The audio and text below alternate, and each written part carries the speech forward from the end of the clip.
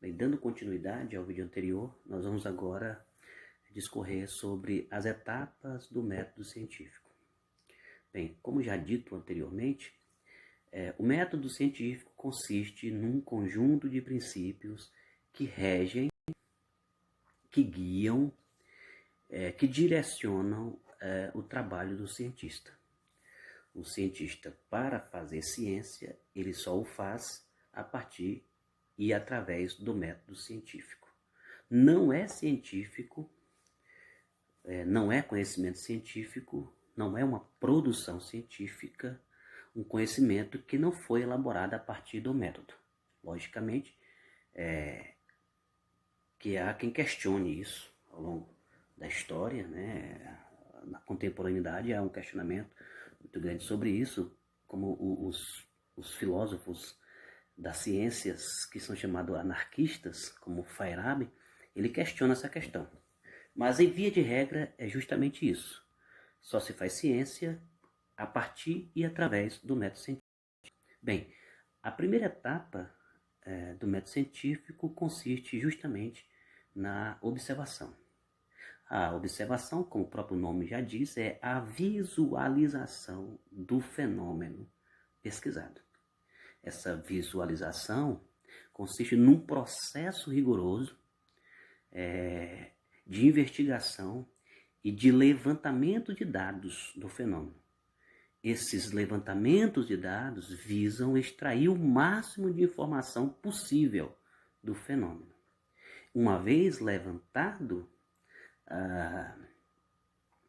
os dados extraídos do fenômeno natural ou social, do fenômeno estudado em geral, é possível então questionar, fazer alguns questionamentos, ou seja, problematizar os dados levantados. Essa problematização que, a meu ver, ainda está dentro daquilo que a gente chama de processo observacional, ou seja, da primeira etapa da pesquisa científica, pode consistir nas seguintes questões. Por que esse fenômeno ocorre? Então, o cientista deve sempre perguntar: por que o fenômeno ocorre? Quais são as causas que propiciam a ocorrência do fenômeno? Segundo, como esse fenômeno ocorre? Qual é o funcionamento desse fenômeno? Quais são as funcionalidades deste fenômeno? Qual é a natureza deste fenômeno? Terceiro, quais são os fatores que originam o fenômeno? Quais são os fundamentos últimos que permitem a existência desse fenômeno e que dão esse modo de funcionamento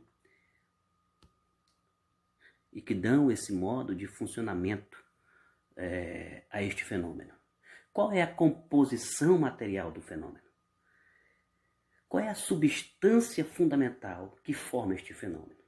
E perguntar para os dados coletados se de fato esse material coletado é importante para a pesquisa. Bem, tudo isto que eu falei de forma bem sucinta, porque esse é o objetivo do vídeo, é o que nós chamamos de primeira etapa do método científico, a observação. Dando continuidade à nossa aula, cujo tema é o método científico, nós agora vamos falar sobre a segunda parte do método, que é a hipótese. Bem, a hipótese, ela parte da etapa anterior. Ela faz uso dos dados levantados e dos questionamentos feitos. Ou seja, para elaborar a hipótese, é preciso ter dados anteriores. É preciso ter um conhecimento prévio do assunto. É preciso ter um certo conhecimento do fenômeno estudado. E além disso, só é hipótese científica aquela hipótese que pode ser verificada e falseada, no dizer de Popper. Por exemplo, digamos que eu faça ao observar o meu quintal e levantar alguns dados e problematizar esses dados, eu elaboro a seguinte hipótese: no meu quintal existe petróleo. Bem, essa proposição elaborada, que é a minha hipótese, ela pode ser verificada de modo empírico. Eu posso verificar dentro do espaço e do tempo se de fato, usando os instrumentos certos, logicamente, se de fato no meu quintal existe petróleo. Então, essa proposição, existe petróleo no meu quintal, ela serve como hipótese porque ela pode ser verificada e pode ser falseada. Ora, uma vez sendo verificada, a minha hipótese pode ser verdadeira ou falsa. Né? Se depois de verificar eu encontrar petróleo no meu quintal, então a minha hipótese é verdadeira. Se depois de verificado eu não encontrar petróleo no meu quintal, essa hipótese é falsa. Ou seja, repetindo, só pode ser uma proposição do tipo hipotética se esta proposição puder ser verificada e falseada. Senão, não pode ser uma hipótese científica. Por exemplo, se eu digo toda alma humana é imortal, essa hipótese ela não é do tipo científica, ela é do tipo teológico, do tipo religiosa, do tipo mítica, mas não científica. Por quê? Porque não é possível enquadrar a alma humana dentro do método científico da observação. Não pode ser verificada. E uma vez que não pode ser verificada, usando aquele princípio da correspondência que já existe desde os gregos, que é a relação entre linguagem e mundo, certo? E essa hipótese, a alma ser imortal, não sendo possível de ser verificada, ela também não pode ser falseada. Não dá para dizer que é falso ou verdadeiro esta proposição do ponto de vista da ciência. Uma vez que, como já disse, e sendo aqui extremamente repetitivo, só é científico aquilo que pode ser verificado e, por consequência, falseado. O que não é verificável também não pode ser falseado por conta do princípio da correspondência. Muito bem, dando continuidade à nossa aula sobre o método científico, nós discorreremos agora sobre a terceira parte do método, que é a experimentação. De maneira objetiva, sucinta, pode ser dito que a experimentação ela tem como fim a comprovação ou a não comprovação da hipótese levantada.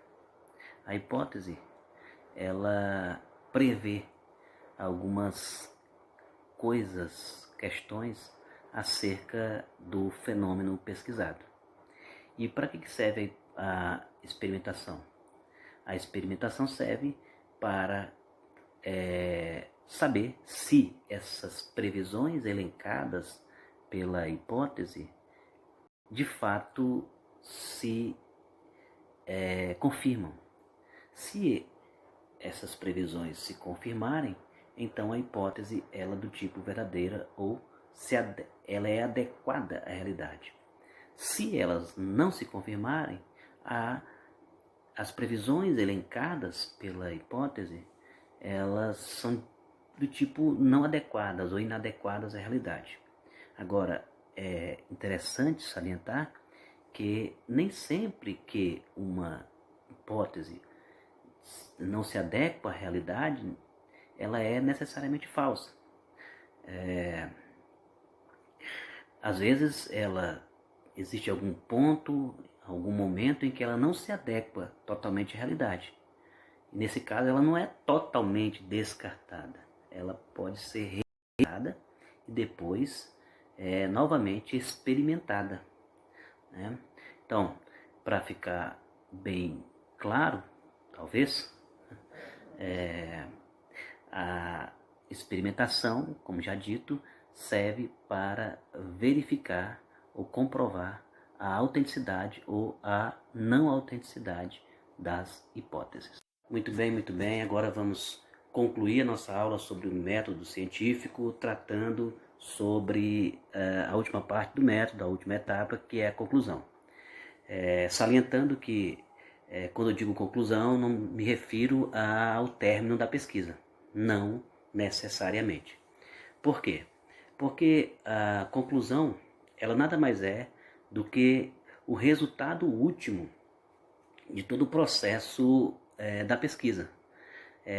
Uma vez que o cientista elencou, fez todas as análises possíveis e obteve os resultados satisfatórios, ou seja, a experimentação comprovou as hipóteses e as questões do cientista foram respondidas satisfatoriamente, agora é possível fazer certas afirmações acerca do fenômeno. Bem, as afirmações que o cientista faz a partir de todo esse processo já mencionado durante a aula é o que a gente chama de teoria.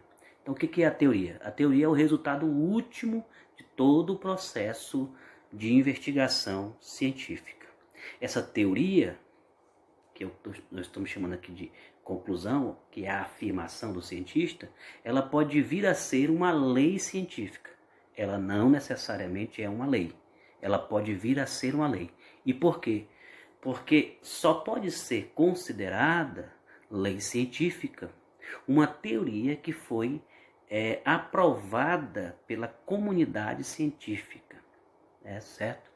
Então, digamos que existam vários grupos de pesquisadores pesquisando sobre o mesmo fenômeno. Bem, após todo o processo de pesquisas, os pesquisadores, esses grupos de pesquisadores, chegaram a conclusões parecidas, porém diferentes. E eles levam então para a comunidade científica, e aquela teoria que mais se aproximar da realidade é que vai ser aceita pela comunidade científica, e uma vez sendo aceita pela comunidade científica, se torna uma lei científica. Vale a pena salientar ainda que o fato de essa teoria se tornar uma lei científica não quer dizer que ela é uma verdade do tipo universal absoluta. Ela é apenas uma verdade provisória, porque ela se aproxima, ela é que mais se aproxima da realidade. É aquilo que o Pope chamava de verossimilhança. Ou seja, é a teoria que mais se adequa no presente momento à realidade. Porém, essa lei científica pode ser contradita. E contradita por quem? Por outra teoria que se adeque melhor ou diga melhor acerca da realidade. No momento em que outra teoria se adequar melhor à realidade, mais se aproximar da realidade, aquela lei científica que era considerada a verdade científica deixa de ser a verdade científica e se torna obsoleta, e essa nova teoria passa a ser verdade científica no lugar dela.